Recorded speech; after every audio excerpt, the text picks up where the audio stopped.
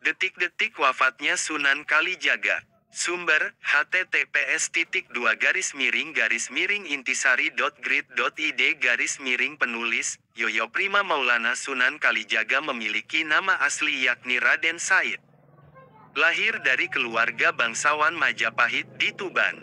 Raden Said dikenal sebagai seorang pemuda pemberani, gagah, dan berparas tampan. Ia juga gemar mabuk, berjudi, dan merampok. Tapi, hasil rampokannya dibagikan ke orang miskin. Hidupnya berubah setelah bertemu Sunan Bonang, seorang wali yang juga putra Sunan Ampel. Sunan Bonang berhasil membimbing Raden Said menjadi seorang muslim yang kafah. Bukan itu saja, Raden Said juga menjelma menjadi seorang ulama besar yang bijaksana. Namanya pun berubah menjadi Sunan Kalijaga setelah bertapa 3 tahun di pinggir sungai. Sunan Kalijaga berdakwah dengan cara kreatif. Ia tidak memaksakan syariat Islam secara keras. Sebaliknya, ia menggunakan pendekatan yang lembut, bijaksana, dan menyentuh hati. Sunan Kalijaga menghormati budaya lokal dan mengadaptasinya dengan nilai-nilai Islam. Ia menggunakan wayang, gamelan, tembang, dan tari sebagai media dakwah. Sunan Kalijaga juga menjadi penasihat dan guru bagi para raja di Pulau Jawa. Mulai dari Sultan Demak, Sultan Pajang, hingga Raja Mataram Islam, Panembahan Senopati. Namun, di balik keagungan Sunan Kalijaga, ada satu misteri yang masih belum terpecahkan, yaitu mengenai usianya.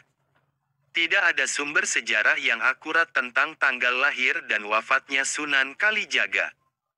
Meski begitu, ada beberapa pendapat yang berbeda tentang hal ini. Pertama, Sunan Kalijaga berumur 142 tahun. Lahir pada tahun 1450 M dan wafat pada tahun 1592 M. Ini adalah perkiraan berdasar buku berjudul Sunan Kalijaga, Raden Said karya Yoyo Rahayu Basuki. Kedua, usia Sunan Kalijaga adalah 139 tahun. Ia lahir pada 1430 dan wafat pada 1549 M. Perkiraan ini berdasarkan buku berjudul Sunan Kalijaga dan Mitos Masjid Demak karya Dr. Fairuz Sabik.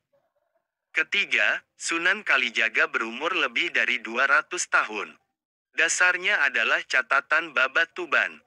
Catatan menyebut, Sunan Kalijaga pernah bertemu dengan Raja Majapahit terakhir, Prabu Brawijaya V. Selain itu Kanjeng Sunan juga pernah menjadi penasihat Panembahan Senopati, Raja Mataram Islam. Walhasil, usia Sunan Kalijaga diperkirakan lebih dari 200 tahun. Dari beberapa teori tersebut terlihat ada perbedaan yang besar mengenai usia Sunan Kalijaga. Hal ini mungkin disebabkan oleh kurangnya sumber sejarah yang otentik dan akurat. Lalu, bagaimana dengan kisah wafatnya Sunan Kalijaga? Menurut beberapa sumber, Sunan Kalijaga wafat setelah menyelesaikan pembangunan Masjid Agung Demak. Ia dimakamkan di Kadilangu, yang menjadi bukti bersatunya para ulama dan umara. Kadilangu dan Masjid Agung Demak seakan tak terpisahkan dengan sejarah Islam di Jawa. Versi lain menyebut, Sunan Kalijaga wafat karena sakit kepala. Menurut naskah Mertasinga, di hari tuanya Sunan Kalijaga tinggal di Istana Kesultanan Cirebon. Pada suatu hari, Sunan Kalijaga menderita sakit kepala. Ia ditemani 2 punakawan setianya, Ki Memek dan Ki Cengal. Sakit Kanjeng Sunan ternyata semakin parah hingga akhirnya wafat pada tanggal 10 Muharram. Ki Memek dan Ki Cengal lantas melaporkan kabar ini kepada Sultan Cirebon yakni Panembahan Ratu, cicit dari Sunan Gunung Jati. Panembahan Ratu kemudian menyempurnakan jenazah Kanjeng Sunan Kalijaga. Ada yang meriwayatkan sang Sultan hanya menemukan kain Kanjeng Sunan saja.